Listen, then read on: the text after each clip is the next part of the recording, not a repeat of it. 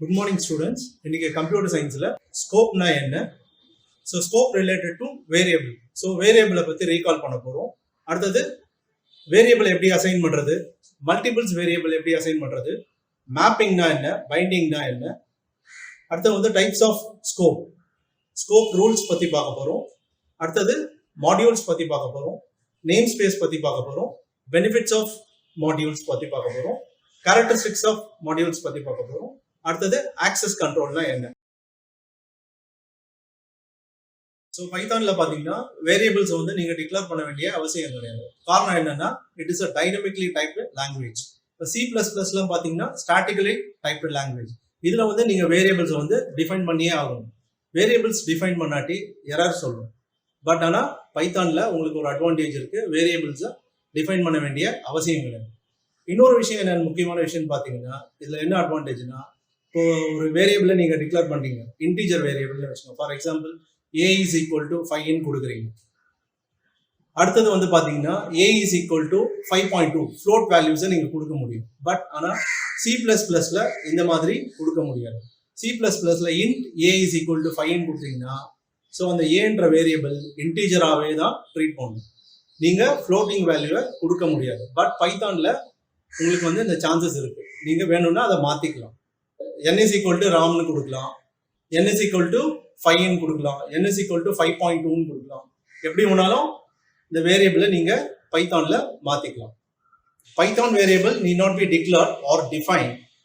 Reason is Python variable வந்து நீங்க define பண்ண வேண்டிய அவசியம் கிடையாது. C++ல பண்ற மாதிரி இங்க பண்ண வேண்டிய அவசியம் கிடையாது.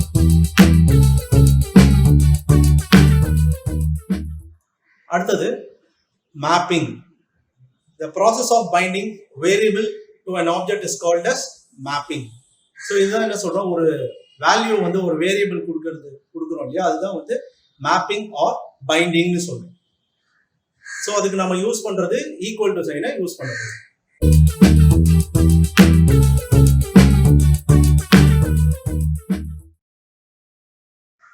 Multiple variables, assignment of multiple variables. இந்த மல்டிபிள் வேரியபிள்ஸ் எப்படி அசைன் பண்றது பாத்தீங்கன்னா, இப்போ a ஒரு வேரியபிள் இருக்கு, a is equal to 5 னா சிங்கிள் வேரியபிள். இப்போ a is equal to b is equal to c is equal to 5 அப்படின்னும் போது 5ன்ற வேல்யூ இந்த மூணு வேரியபிளுக்கும் ஈக்குவலா அசைன் ஆகிடும். Instead of a is equal to 5, b is equal to 5, c is equal to 5 தனித்தனியா கொடுக்கறதுக்கு பதில் ஒரே ஸ்டேட்மெண்ட்ல a is equal to b is equal to c is equal to 5 assign பண்ணிடலாம். This is called as chained assignment ன்னு பேரு.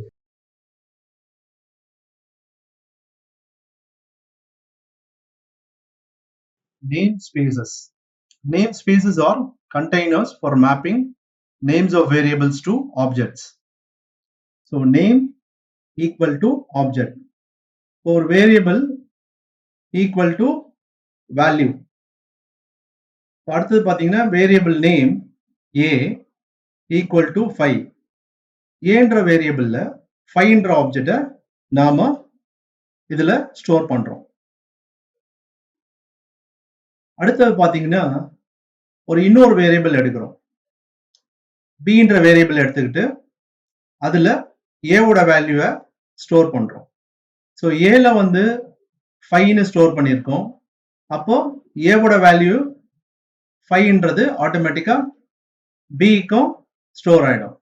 இப்ப பாத்தீங்கன்னா ஏவும் பியும் ஒரே வேல்யூல இருக்கு, ரெண்டுத்துக்கும் 5 தான், ஏக்கும் பிக்கும் சேம் வேல்யூ. இப்போ நான் என்ன பண்றேன்னா ஏவோட வேல்யூவை சேஞ்ச் பண்றேன், ஏவோட வேல்யூ 3ன்னு மாத்துறேன். யூஸ்வலா என்ன நினைப்பாங்கன்னா ஏவோட வேல்யூ மாத்தும் போது பியோட வேல்யூ ஆட்டோமேட்டிக்கா மாறிடும்னு நினைப்பாங்க. பட் ஆனா இங்க அப்படி இல்லை. பாத்தீங்கன்னா ஏவை மாத்திரம் தான் மாத்துறோம், பியோட வேல்யூ as it is 5 அப்படியே இருக்கும். ஸோ ஏக்கு மாத்திரம் தான் 3 மாறி இருக்கு, பியோட வேல்யூ 5 அப்படியே இருக்கும். அடுத்தது lifetime of the variable. இப்போ ஒரு ஃபங்க்ஷன் எடுத்துப்போம், டிஸ்ப்னு ஒரு ஃபங்க்ஷன், அதுல ஒரு வேரியபிளை நான் யூஸ் பண்ணியிருக்கேன். a is equal to 7. So இந்த வேரியபிள் பார்த்தீங்கன்னா இதோட ஸ்கோப் பார்த்தீங்கன்னா லோக்கல், அந்த ஃபங்க்ஷனுக்குள்ள டிஃபைன் ஆயிருக்கு. வெளியில இருந்து என்ன பண்ண முடியாது, அவுட் சைட் த ஃபங்க்ஷனை வந்து நம்மளால அந்த வேரியபிளை ஆக்சஸ் பண்ண முடியாது. ஸோ இதோட விசிபிலிட்டி பார்த்தீங்கன்னா அந்த ஃபங்க்ஷனுக்குள்ள தான் அதனோட விசிபிலிட்டியே இருக்கும். ஃபங்க்ஷனை விட்டு வெளியில வரும்போது நம்ம வந்து என்ன பண்ண முடியாது, ஆக்சஸ் பண்ண முடியாது. இன்விசிபிள்னா no access. So we cannot access that variable. இல்லை நான் ஆக்சஸ் பண்ணி தான் ஆகணும் அப்படின்னு நீங்க ட்ரை பண்ணீங்கன்னா it gives an error. Name a is not defined. அந்த ஃபங்க்ஷனுக்குள்ள பாத்தீங்கன்னா ஆக்சஸ் பண்ண முடியும்.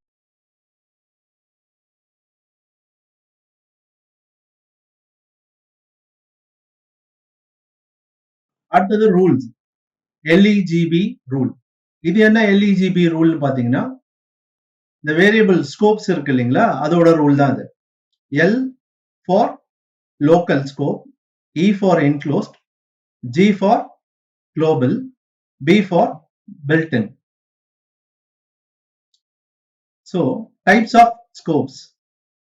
இப்போ லோக்கல் ஸ்கோப் பார்த்தீங்கன்னா அது எங்கன்னு பார்த்தீங்கன்னா ஃபங்க்ஷனுக்குள்ள டிஃபைன் பண்றது, inside the function or class.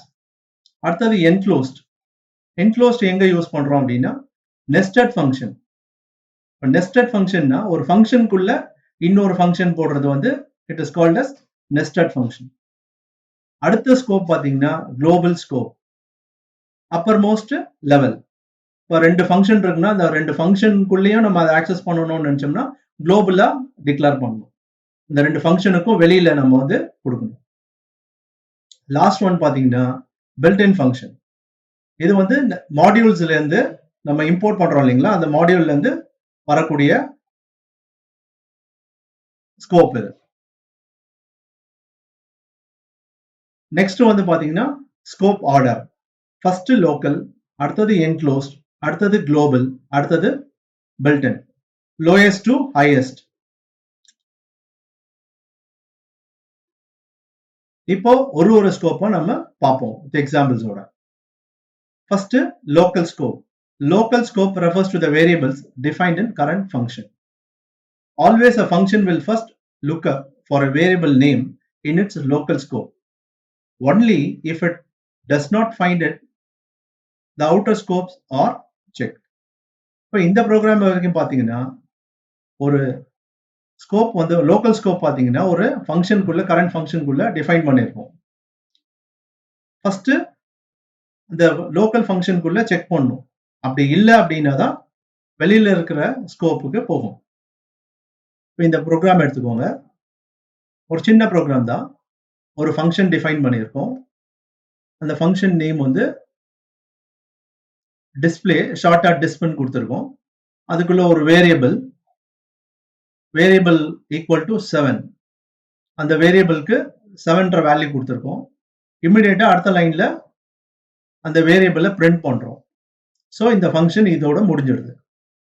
அடுத்தது என்ன பண்றோம்னா இந்த ஃபங்க்ஷனை விட்டு வெளியில வந்து அந்த ஃபங்க்ஷனையே நம்ம கால் பண்றோம்.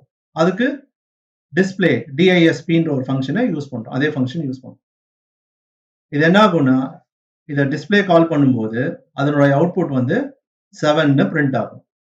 இப்போ இதே ப்ரோக்ராம்ல இந்த டிஸ்பிளே கீழே நான் பிரிண்ட் ஏன்னு கொடுத்தேன்னா நமக்கு வந்து எரர் வந்துடும். ரீசன் என்னன்னு பார்த்தீங்கன்னா இந்த வேரியபிள் ஏன்ற வேரியபிள் வந்து ஒரு ஃபங்க்ஷன் லோக்கல் வேரியபிள், அது ஃபங்க்ஷனுக்குள்ள டிஃபைன் பண்ணியிருக்கோம். வெளியில வந்து அதை வந்து ஆக்சஸ் பண்ண முடியாது. இதுதான் லோக்கல் ஸ்கோப். நெக்ஸ்ட் வந்து பாத்தீங்கன்னா என்க்ளோஸ்ட் ஸ்கோப். இதை நம்ம ஏற்கனவே சொன்னோம் இல்லையா, நெஸ்டட் ஃபங்க்ஷனுக்குள்ள இருக்கிற வேரியபிளை ஆக்சஸ் பண்றது. இப்போ இந்த ப்ரோக்ராம் எடுத்துக்கோங்க. ஃபர்ஸ்ட் இந்த ப்ரோக்ராம்ல 2 ஃபங்க்ஷன் யூஸ் பண்றோம். ஒன்னு வந்து disp, இன்னொன்னு வந்து dispon. இப்போ ஃபர்ஸ்ட் ஃபங்க்ஷன் டிஸ்ப்குள்ள ஏன்ற ஒரு வேரியபிள யூஸ் பண்ணிருக்கோம். a is equal to 10. அடுத்தது இன்னொரு ஃபங்க்ஷன், அந்த ஃபங்க்ஷனுக்குள்ள இன்னொரு function, that is nested function. dispon-ன்ற ஃபங்க்ஷனை யூஸ் பண்ணிருக்கோம். அந்த ஃபங்க்ஷனுக்குள்ள தான் மேல இருக்கிற அந்த வேரியபிள பிரிண்ட் பண்ண வைக்கிறோம். பிரிண்ட் ஏன்னு கொடுக்கும். அடுத்தது இந்த இன்னர் ஃபங்க்ஷன் முடிஞ்சிடும் உங்களுக்கு. அடுத்தது வெளியில வரும், டிஸ்பிளே 1 கால் பண்றோம். அதுக்கு கீழே பாத்தீங்கன்னா print n கொடுக்குறோம். இது அவுட்டர் ஃபங்க்ஷன். அடுத்தது வெளியில வந்துட்டு மெயின் ஃபங்க்ஷனை கால் பண்றோம், டிஸ்பிளே என்ற ஃபங்க்ஷனை கால் பண்றோம். இது என்ன அவுட்புட் கொடுக்குதுன்னு பாத்தீங்கன்னா, இந்த டிஸ்பிளே 1 எக்ஸிக்யூட் பண்ணும். அப்போ இந்த வேரியபிள்ல உள்ள வேல்யூ 10 அதை பிரிண்ட் பண்ணுது. அகைன் இந்த டிஸ்பிளே கீழே இருக்க பிரிண்ட் என்ன பண்ணணும்னா அகைன் இந்த வேரியபிள ஆக்சஸ் பண்ணுது, அதோட வேல்யூ 10. ஸோ இந்த நெஸ்டட் ஃபங்க்ஷனுக்குள்ள இருக்கிற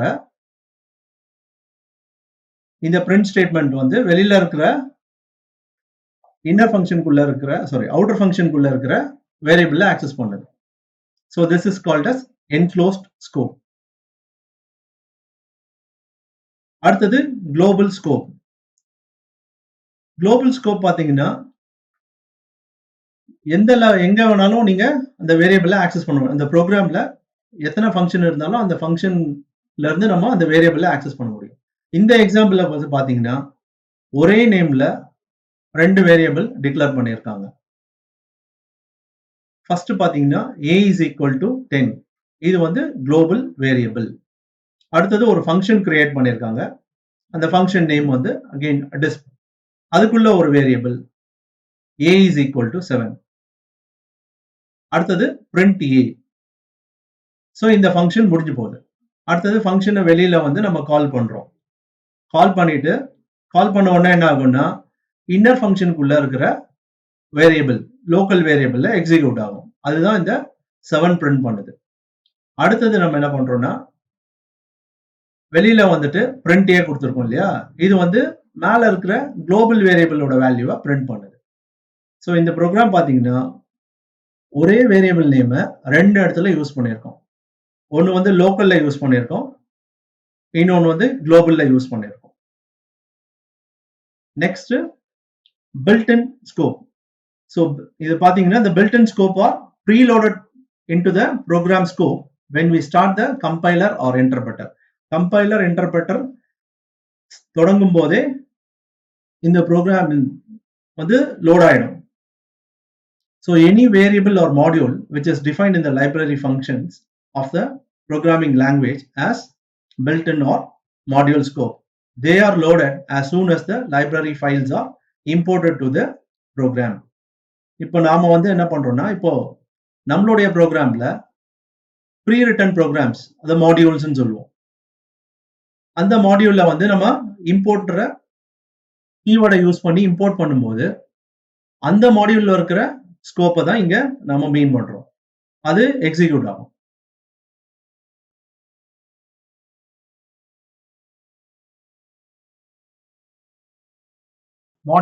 மாடியூல்னா என்னன்னு பார்க்க போறோம். Module is a part of a program. ஒரு பெரிய ப்ரோக்ராம் இருக்கு, அந்த ப்ரோக்ராம்ல ஒரு சின்ன பார்ட் தான் ஒரு மாடியூல். இப்போ நிறைய சாஃப்ட்வேர் கம்பெனிலாம் பார்த்தீங்கன்னா ப்ரோக்ராம் ஒரு சாஃப்ட்வேர் வந்து நிறைய பேர்கிட்ட டிவைட் பண்ணி கொடுத்துருப்பாங்க. ஒரு சாஃப்ட்வேர் டீம் மெம்பர் இருப்பாரு, அவரு கீழே இருக்கிற டீம்ஸ் கிட்ட ஸ்பிளிட் பண்ணி கொடுத்துருப்பாங்க. அவங்க எல்லாருமே வந்து ஒரு பார்ட்டை எடுத்து பண்ணிட்டு இருப்பாங்க. அந்த பார்ட்டை வந்து இண்டிவிஜுவலா என்ன பண்ணுவாங்கன்னா அவங்க செக் பண்ணி பார்ப்பாங்க, கம்பைல் பண்ணி பார்ப்பாங்க, டீபக் பண்ணி பார்ப்பாங்க. எல்லாமே இண்டிவிஜுவலா பண்ண முடியும். அடுத்தது ஒரு சிங்கிள் மாடியூல்ல என்னென்ன இருக்குன்னு பார்த்தீங்கன்னா நிறைய கமாண்ட்ஸ் இருக்கும், ஸ்டேட்மெண்ட்ஸ் இருக்கும். அது பார்த்தீங்கன்னா ஒன்னோட ஒன்று லிங்க் ஆயிருக்கும், இந்த மாடியூலுக்கும் அந்த மாடியூலுக்கும் ரிலேட்டடா இருக்கும். அப்போதான் அதை கிளப் பண்ணும்போது ஒரு சாஃப்ட்வேரா டெவலப் ஆகும். ஸோ ஒவ்வொரு மாடியூலும் செப்பரேட்டா ரன் பண்ண முடியும். அடுத்தது எல்லா மாடியூலும் செக் பண்ணதுக்கு அப்புறம் ஒவ்வொரு மாடியூலும் இன்டகிரேட் பண்ணி ஒரு சாஃப்ட்வேரா நமக்கு கொடுக்க முடியும். The process of subdividing a computer program into separate subprograms is called modular programming. So modular ப்ரோக்ராமிங்ன்ற கான்செப்டே பார்த்தீங்கன்னா ஒரு பெரிய ப்ரோக்ராமை வந்து சப்டிவைட் பண்ணி யூஸ் பண்ணுறது தான் அதோட கான்செப்ட். ஸோ இதனால என்ன அட்வான்டேஜ்னு பார்த்தீங்கன்னா ப்ரோக்ராமர்ஸ் வந்து டீபக் பண்ணுறதுக்கு ஈஸியாக இருக்கும். ஒரு பெரிய ப்ரோக்ராம் ஒருத்தர் எழுதியிருக்காருன்னா அவரே எல்லாத்தையும் பார்க்கறத விட பார்ட்டாக கொடுத்துட்டு அவங்கவுங்க நீ இந்த பார்ட்டை பாருங்க, நீ அந்த பார்ட் பாருங்க அப்படின்னா ரொம்ப ஈஸியாக இருக்கும், இண்டிபெண்ட்டாக ஹேண்டில் பண்ண முடியும். நிறைய சாஃப்ட்வேர் கம்பெனிஸ்லாம் பார்த்தீங்கன்னா இந்த மாதிரி ஒரு டீம் கொடுத்துருவாங்க. அந்த டீம் வந்து அந்த டீம் மெம்பர்ஸ் கிட்ட அலாட் பண்ணிடுவாங்க. ஸோ ஒருத்தரும் அவங்க பார்ட்டை முடிச்சு கொண்டு வந்து டீம் குரூப் லீடர் கிட்ட கொடுத்துருவாங்க. அவங்க கம்பைன் பண்ணி கொடுத்துருவாங்க. ஸோ இதோட எக்ஸாம்பிள்ஸ் பார்த்தீங்கன்னா ப்ரொசீஜர்ஸ், சப்ரோட்டீன்ஸ், ஃபங்க்ஷன்ஸ் இது எல்லாமே இதோட எக்ஸாம்பிள்ஸ். அடுத்தது characteristics of modules. So module consist of அதோட programming logic, processing logic, instructions, commands, data எல்லாமே அதில் இருக்கும். It can be separately compiled. அதை தனிப்பட்ட முறையில் கம்பைல் பண்ண முடியும். அப்புறம் தனியாக ஸ்டோர் பண்ணி ஒரு லைப்ரரியாக போட்டு வச்சுக்கலாம். அடுத்தது பார்த்தீங்கன்னா it can be included in a program. ஒரு அதர் ப்ரோக்ராம்ஸ்குள்ள இன்க்ளூட் பண்ண முடியும். இதை எப்படி இன்வோக் பண்ணலான்னு பார்த்தீங்கன்னா அதோட நேமை யூஸ் பண்ணி இன்வோக் பண்ணிக்கலாம்.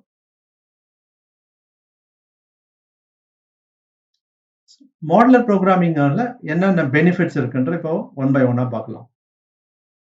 Program can be designed easily because a small team deals with only a small part of the entire program. ஏற்கனவே சொன்ன மாதிரி ஒரு பெரிய ப்ரோக்ராமை ஒரு டீம் கிட்ட கொடுத்துருவாங்க. அவங்க அது பார்ட்டா ஒருத்தருக்கா பிரித்து கொடுத்துருவாங்க. அது ஃபைனலாக முடிச்சுட்டு திருப்பி கிளப் பண்ணி கொடுத்துருவாங்க. இது என்ன அட்வான்டேஜ்னு பார்த்தீங்கன்னா அடுத்தது பார்த்தீங்கன்னா modular programming allows many programmers to work on the same program. ஒரு சேம் அப்ளிகேஷனை நிறைய ப்ரோக்ராமர்ஸ் வந்து ஒர்க் பண்ணி கொடுப்பாங்க. அடுத்தது பார்த்தீங்கன்னா இந்த கோட்ஸ் எல்லாம் பார்த்தீங்கன்னா செப்பரேட் ஃபைல்ஸாக ஸ்டோர் பண்ணுறோம்.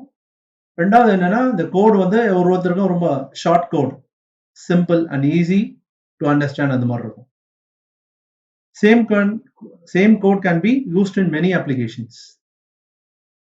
ஒரு பர்டிகுலர் கோட் வந்து நிறைய அப்ளிகேஷன்ல யூஸ் பண்ணிக்கலாம். இன்னொரு அட்வான்டேஜ் என்னன்னு பார்த்தீங்கன்னா இந்த வேரியபிளோட கண்ட்ரோல் பண்ணுங்க.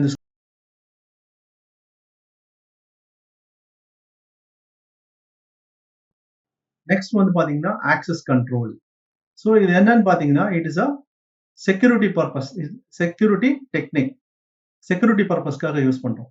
ஒரு ஆப்ஜெக்ட் இருக்கு, அந்த ஆப்ஜெக்டை யாரெல்லாம் வந்து வியூ பண்ணலாம், யாரெல்லாம் வந்து ஆக்சஸ் பண்ணலாம், யூஸ் பண்ணிக்க முடியுன்றதை பற்றி பார்க்கறது தான். இதனால என்ன அட்வான்டேஜ்னு பார்த்தீங்கன்னா ரிஸ்கை வந்து குறைக்கிறோம். அந்த ஆப்ஜெக்டோட ரிஸ்க் வேற யாரும் வெளியிலேருந்து ஆக்சஸ் பண்ண முடியாது. அந்த மாதிரி ரிஸ்க் சம் ரெஸ்ட்ரிக்ஷன்ஸை கொடுக்கலாம் அந்த ஆப்ஜெக்ட்டுக்கு. நார்மலாக ஆப்ஜெக்ட் ஓரியன்டட் ப்ரோக்ராமிங்கில் பார்த்தீங்கன்னா ஆக்சஸ் ஸ்பெசிஃபையரை யூஸ் பண்ணி நம்மளால கண்ட்ரோல் பண்ண முடியும். இப்போ old that is classical languages பார்த்தீங்கன்னா C++, ஜாவாலாம் பார்த்தீங்கன்னா 3 கீவேர்ட்ஸ் இருக்கு. Private, public, protected. இந்த 3ஐயும் யூஸ் பண்ணி லிமிட் பண்ணிக்க முடியும், ஆக்சஸை லிமிட் பண்ண முடியும். இதனால செக்யூரிட்டி பர்பஸ் அதிகமாக இருக்கும். இப்போ ஃபார் எக்ஸாம்பிள் ப்ரைவேட் மெம்பர்ஸ்னு வச்சுக்கோங்க. ப்ரைவேட் மெம்பர்ஸ் வந்து அவுட் சைட் வந்து ஆக்சஸ் பண்ண முடியாது, ஒரு வெளியில இருந்து ஆக்சஸ் பண்ண முடியாது. பப்ளிக் மெம்பர்ஸ் பார்த்தீங்கன்னா வெளியில இருந்து ஆக்சஸ் பண்ண முடியும். அடுத்தது ப்ரொடெக்டட் மெம்பர்ஸ், அவங்க வந்து பார்த்தீங்கன்னா அந்த கிளாஸ்க்குள்ள இருக்கிறத மாத்திரம் ஆக்சஸ் பண்ண முடியும். அதுல இருந்து இன்ஹெரிட் பண்ண கிளாஸ்ல இருக்கிறவங்க இதை ஆக்சஸ் பண்ண முடியும்.